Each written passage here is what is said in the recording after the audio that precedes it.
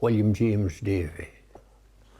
Well, previous to working in the tunnel, I worked out in what we would call the Bog of Dunnard as a quarryman for the late Mr. Isaac Hamilton.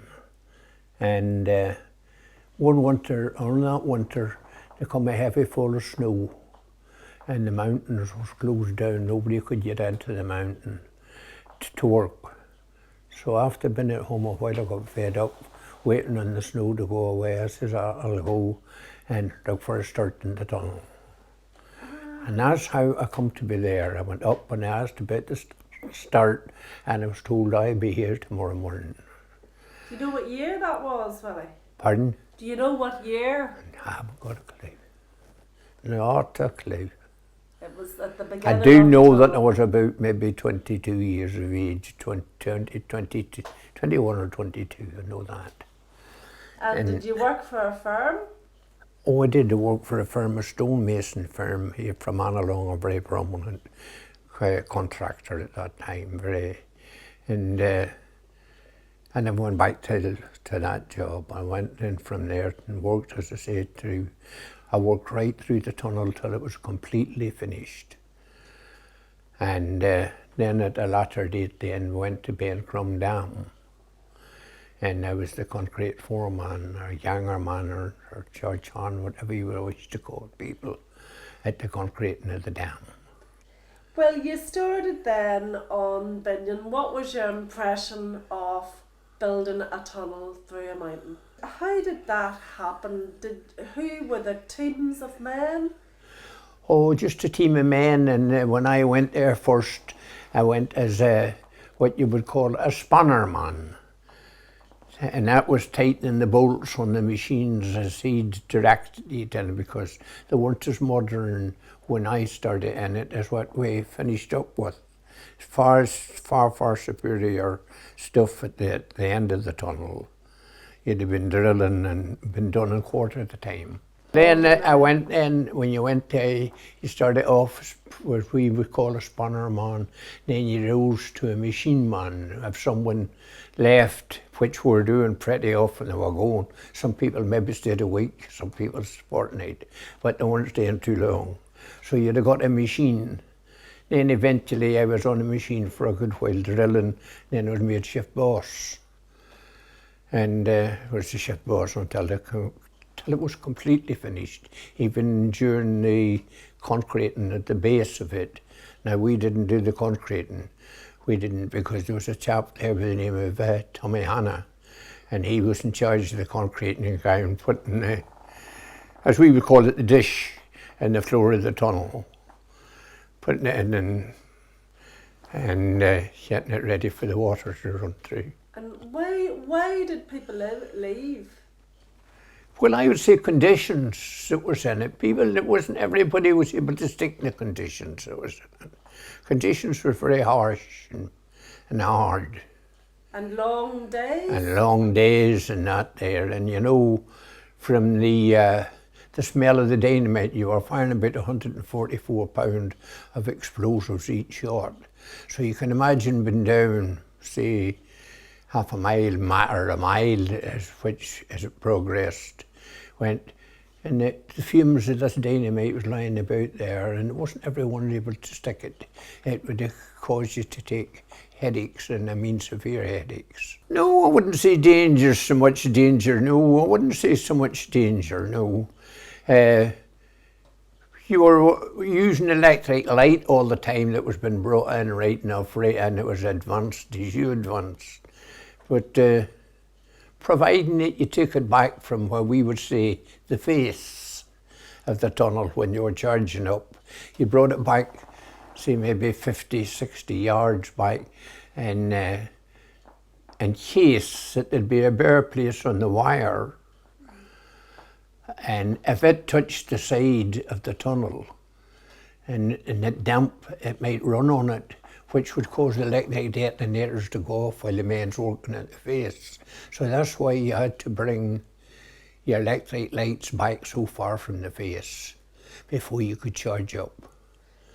And what time did you start at? We were working a 12-hour shift, so we were going on at 8 in the morning, we worked to 8 o'clock at night. And then the other shift, what we would call the back shift, coming on at 12 o'clock, they worked through to 8 o'clock the following morning. No one seriously hurt. Well, you eat down the tunnel, believe it or not. And you had put the big electric local and locomotive in there, and the driver of it went out, and it had been a big container outside, and the tea was made, and they brought it down, and you eat in the tunnel. You didn't go out. You eat in there, sit along the side of the tunnel, and eat whatever you had with you. At the same, you were at the Annalong end. That known as Denny Water end. Yes, and where was the other team then? They come in and out, come in through the Valley Gates and come right on up to where the tunnel was on the right hand side of the road, going up, and then they went. And did you know those men? Oh, well, most of them. Most. Didn't know so many of the Kilkeel men, believe it or not, but I had quite a few Kilkeel men work back and forward with me. And we would have known more men from Kilkeel when we were what you would call slushing the tunnel out. And that was taking what was left behind at the drilling, and you had to scrape it down to the hard rock before the crowd coming behind you.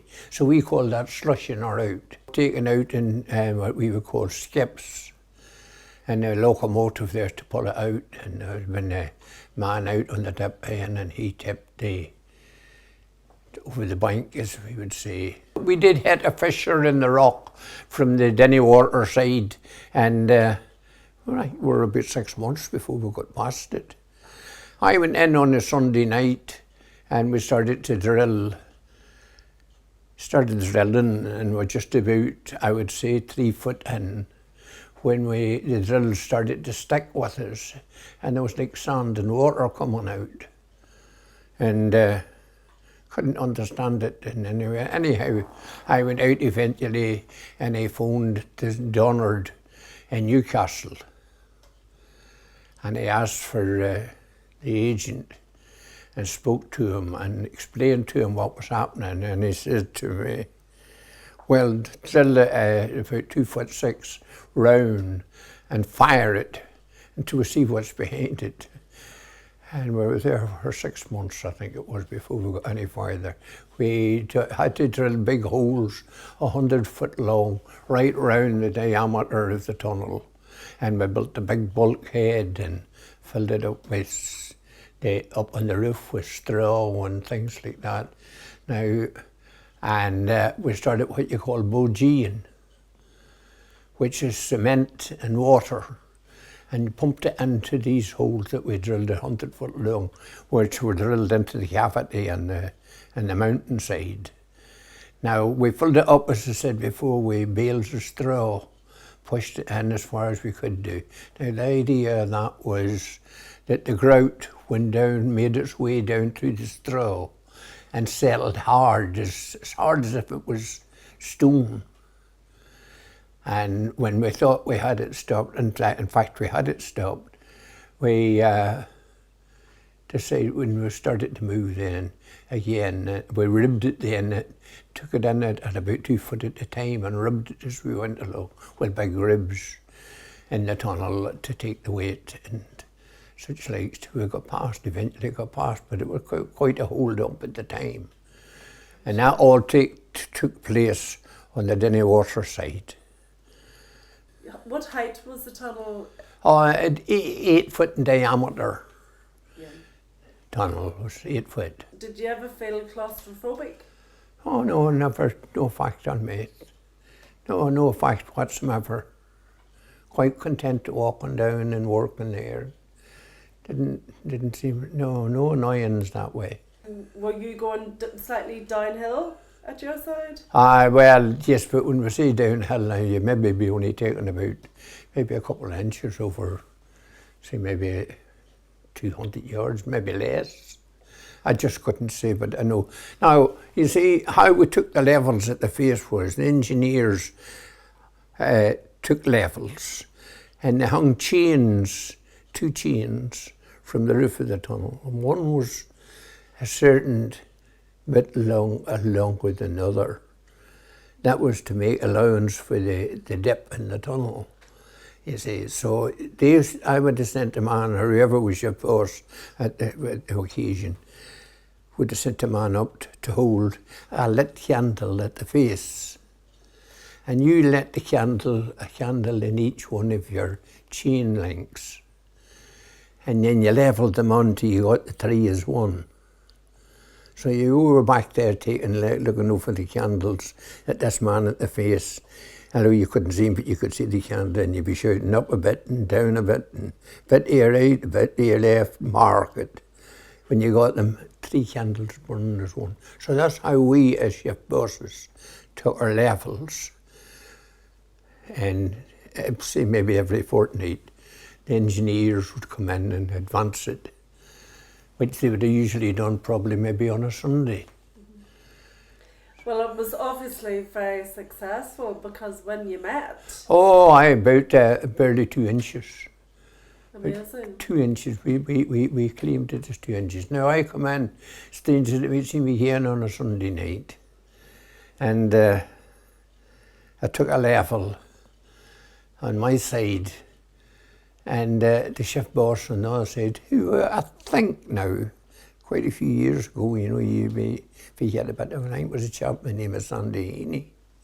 But he took a level on his side, and I drilled a hole through from the Denny Water side into the Silent Valley side, and I come out on the edge of his red paint. So that's how we know that we were, say, maybe about 2 inches. I'm in dead centre.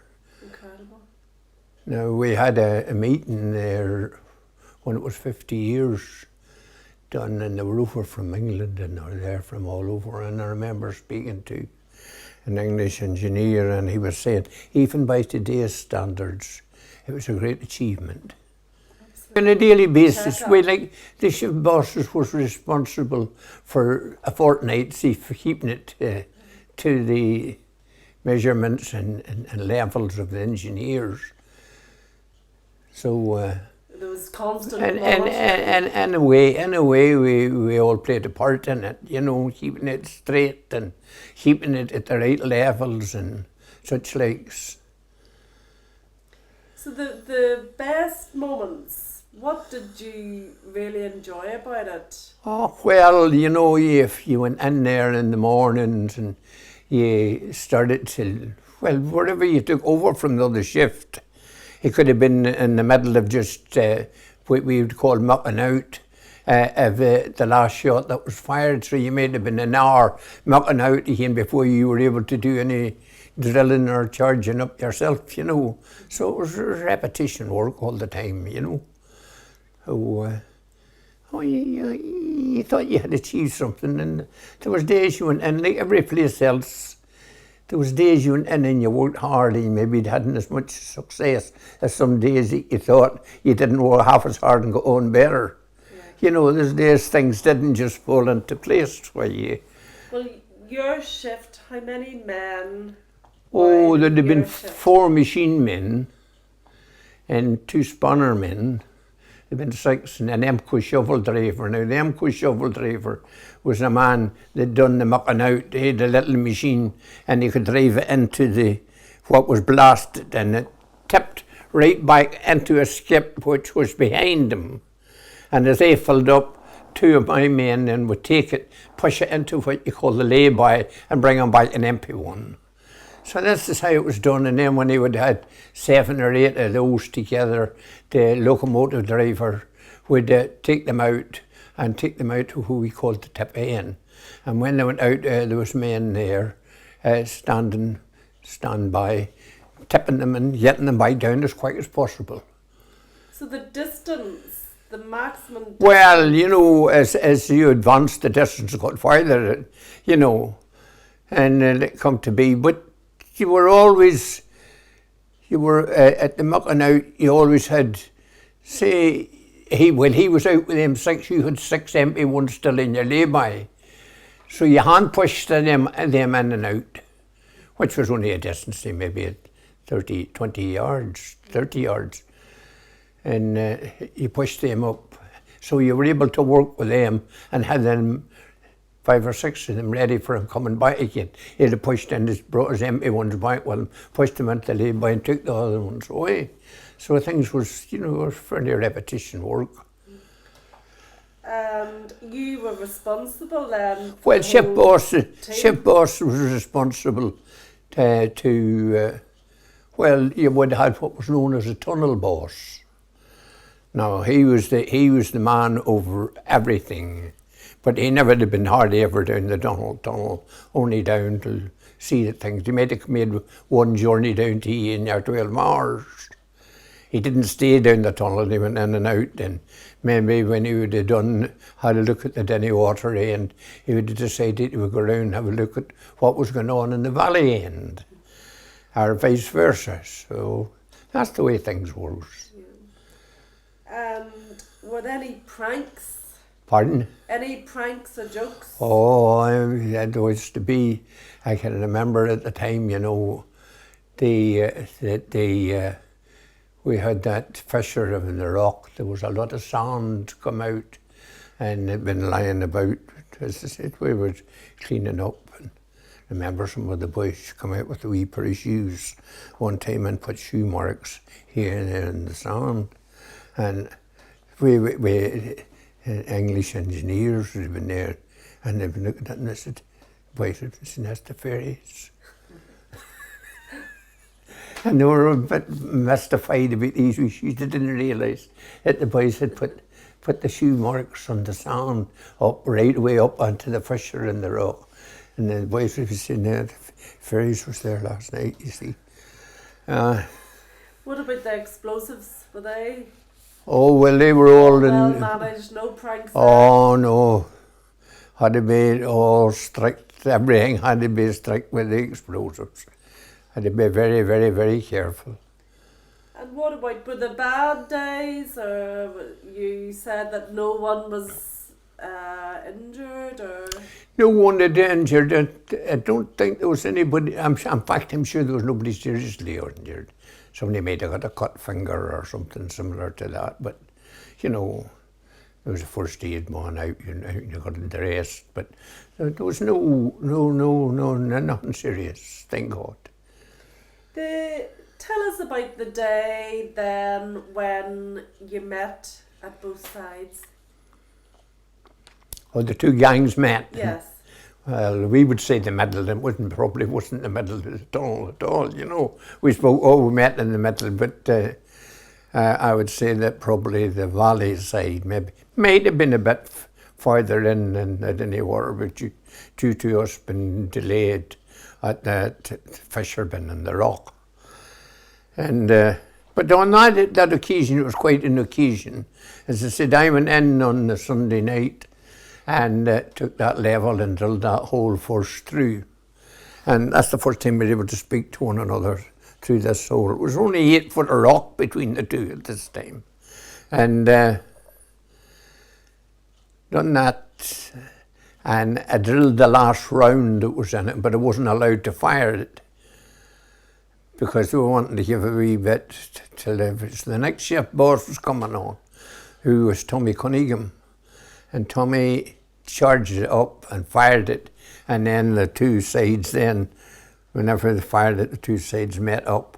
But I had gone home from night shift, but was back again. I wasn't back when the shot was fired, but it just was going off as I was coming back down, and we all met up in a big jollification, shaking hands and such likes. And do you remember what you said, or? Oh, the way the crack was. One thing now, some of it, laughing about one time before maybe when there was still about 100 foot of rock between the two sides. If you put your ear to the side of the tunnel, you could hear the machines going on the other side, through maybe 100 yards away. And you would have thought, In fact, we did think at one time that it was way to the one side, it would past one another. I was there anyway, while it was getting it ready, and what we had. I was and my brother, my brother had a brother that's now dead, worked in it too, and he was a shift boss on the other side, on the opposite shift to me, on the concreting of the tunnel. Now our job was then, was to, as I said, was to clean up the rock so that the concrete gang coming behind were working on clean rock. What was your brother's name? Bobby. Bobby. And we would have been getting that ready, and well, maybe doing the best you could in those times. You were getting on, especially because you see sometimes maybe the floor of the tunnel, even though you had drilled it, and might have been maybe 6 inches too high. So you had to drill what we call pops in it, wee bits of holes, and fire them to get it ahead of the concrete crowd all the time.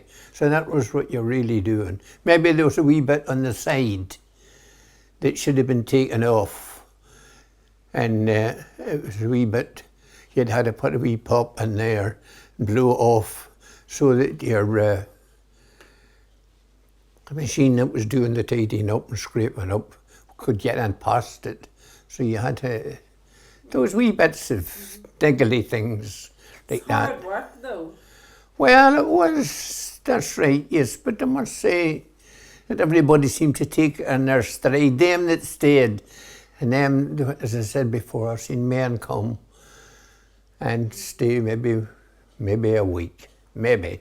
Some of them maybe not even that long, and go. But there was a type of men in it that come, and some of them stayed for quite a while. The hardy Mourne men, as they say. Aye, well, that's what they say, aye. Well then, when the Binnian Tunnel was finished, you were very proud, obviously. Did you then go to Bencrum? That's right. Bencrum started shortly after that. And it finished in the 50s. I know it finished in the 50s because I went to work. And just before it finished, I left. And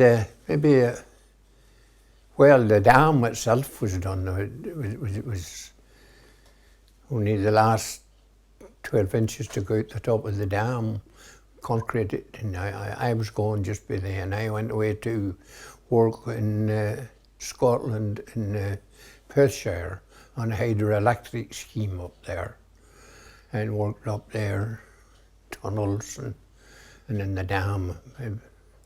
Well, did you Yeah, find work different in Bencrum, obviously, from the tunnel? Well, it was, you see, Bencrum was all, you had to, before the dam had been started to build in Bencrum, you had to sink the rock down till you got a sort of a solid foundation type of thing.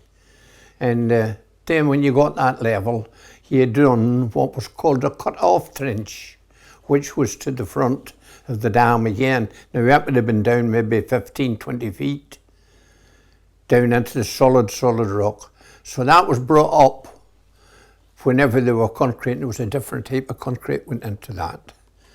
It was of a stronger, and it come up from that depth of what we would call it the toe of the dam, up, and then until it leveled out, and then it was brought up then. But much less problems with that dam in Silent Valley then? Well, we had no, there was no problem there. The thing about it was that we had solid rock and it stayed solid. And anything in particular you remember? Was it a different team? Was it the same? Well, you would have met men, an older team of men. You know, because older men didn't work in the tunnel. They didn't, you know, it wasn't a job for older men, really. You had to be, I should say so, to use an expression, you'd have to be in your prime to be working in it, you know. And there was no good of a man, say, 50, 60 years of age, who would have been very useful, knowledgeable, and the Bencrum Dam and a lot of them would have had experience from working in other places. But down in the tunnel, you needed somebody, to use an expression, maybe a bit of a tougher element of people. Were you married at that stage? I was. Family or? No. Oh, I had one daughter, young one, Margaret, unfortunately, since then has passed on. If you had to do it again, would you choose the same? Well, I would think so, yes. I couldn't honestly say as I am now. I'm enjoying fairly good health, reasonably good health, and such likes. I don't think it ever done me any harm. No. And I know conditions was been different, but money, you see, you're looking at the money. We're still looking at it, but we were looking at it then too.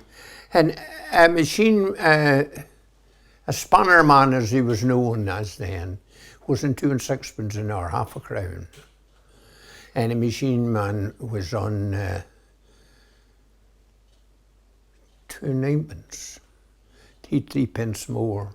And the shift boss had, I think he had 3 3/3 in wages. Good wages. So that was big wages then. When you think about it, is when you started to work for 12 hours, you were coming home after tax now, I would say, with maybe about 30 shillings for your day. And that was a lot of money. Men working outside, on the dam outside, where the entrance to the tunnel, and then that there was on 1 shilling and 11 pennies. That was old money. So the money was different in the tunnel, and that's what really took us down it. Like, can you imagine it? They would have been getting as much now for 1 hour down it as we were getting for working 12 hours a day. After Bencrum Dam was finished, and I went away to Scotland and worked for a firm in Scotland, and a firm by the name of Nuttall's. And it finished, when that finished there, and we came home. My brother was on it, and quite a few other men from home. We would have travelled together. 5 or 6 that you knew. I would go, where are you going? Go to such place. I'll go too, that type of thing. And we would have been there, and then you come home, and stayed a wee while at home. But we went from Perthshire on the dam, a big dam up there in tunnels. Come from that and come home then, and then we were doing a power station at Barry Island in South Wales. So we knew the agent and them that was in Scotland. We knew he was coming, and I remember I phoned him and told I says, I think you're going to you're going to do a job in South Wales. I says, you thinking of coming to it? So we finished up in Barry Island. There, we must have been there for 2 years, and it's sinking a big hydroelectric dam thing there for it was 90 foot deep and about 10 yards and maybe 30 yards in diameter, length and breadth. When it was down that depth, then there was a tunnel to be driven in underneath it, which was underneath the Bristol Channel. Now, there was only, at one stage, there was only 25 foot of rock between us and the tide. So that was the first power station to be driven by salt water. And when it went out that depth to where the tide, as we would describe it, where the tide would ebb till it could go no further, we sank shafts down to where the one that was going underneath the channel was just, would be driving into it. So we built a big dome over the top of them, like just shape of an Eskimo's igloo. And there were 7 doors, special type of doors on it. So we would have put that before the miners working under the water could, so whenever they drove into it, it was covered over in the roof, and there was no tide could get near them, and they completed it. So that all had to be done in advance for them coming into it. So we were sinking the shafts there, and well, they weren't very deep, maybe about 30 feet or something like that. Obviously, your experience over here in Mourne then, you know, give you great opportunities to go to other places. Oh, aye. It's But then lovely. after they done all that type of work, then we'll come home for a while. And aye, we were doing a job sinking for out, you know where the Bellevue Arms is in Antrim Road. Yes. Well, if you pass that, you'll see a big concrete face to keep that in position. I was there when we put about 40 foot deep down into that and had to timber it as it went down for a retaining wall for that. And we built a flyover and all there. I worked on that. But anyway, there was a man on it who's now passed on to the name of Fred King. And he was from a place called Greenyate in Hyde in Manchester. And the job was about finished. He was going home and he said to me, "Have I got a job in England?" He says, "Would you come to work for me?" I says, "Well, I would, as long as it was, you know, it would pay me to go." I come home anyway one day about 5 weeks after he'd went away, and there was a letter for me from Manchester. And to tell you the truth, I'd forgot about it. And I says, "Who the devil in Manchester would know me?" And I opened it, and it was to say that he was working on a pipeline in Bury, which is 12 miles outside of Manchester, and would have come over. And he says, "Choose a man to bring with you." And me and this other lad went off. And I was on pipelines from that till I retired. Now I was there in about 60, I think that was about 1963, 4. And I stayed in the pipelines until I retired. And what year was that? Just a day or two Well, ago? see, go back now, I'm 88 now, so it's 23 years ago. I was in pipelines all that length of time. Some of them 100 mile across country.